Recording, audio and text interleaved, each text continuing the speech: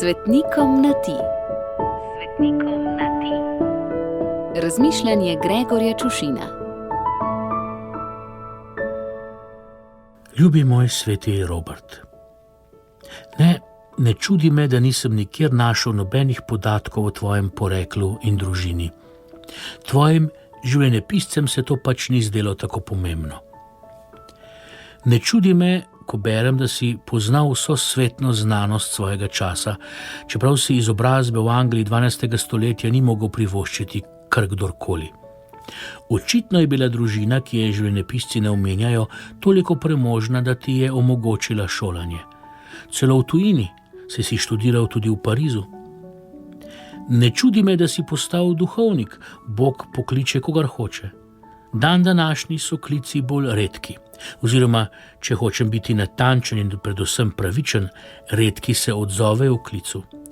In posledično okrog vsakega novo vpisanega bogoslovca zaženemo cel cirkus.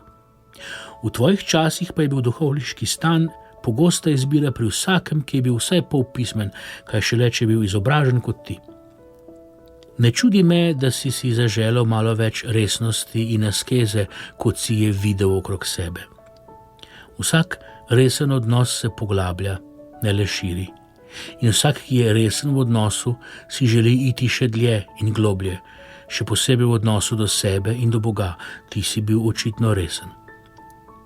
Ne čudi me, da si izbral benediktince, saj so resen red, strogimi in ostrimi pravili. Ne čudi me, da ti je bilo to premalo, saj se vsa pravila s časoma malo zrahljajo in omehčajo, še posebej, če so tisti, ki so se jim podvrgli, premalo resni ali pa celo neresni, še posebej do sebe in do Boga. Ne čudi me, da si iskano strogost, resnost in askezo našel pri cistercijanih, saj so bila njihova pravila še sveža. Ustanovitelj sveti Bernard je bil v tvojem času še živ in njegovi sledilci še resni in zagnani. Ne čudi me, da si ti zaoral še globje, saj si bil resen, še posebej v odnosu do sebe in do Boga.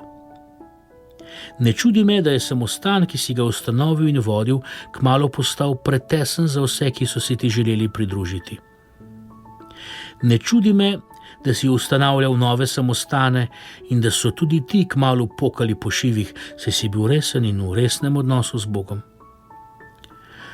Zato me žal tudi ne čudi, ko gledam naše izpraznjene samostane.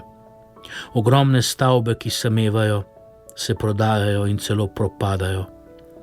Očitno ne Boga, ne samih sebe ne jemljemo dovolj resno. Bog kliče, kdo pa ga sliši in kdo se odzove, je pa že drugo vprašanje, precej resno vprašanje. Ljubi moj sveti Robert, obilo žegna za tvoj god, pa nam ga vrni in izli na nas, resno mislim. Gregor.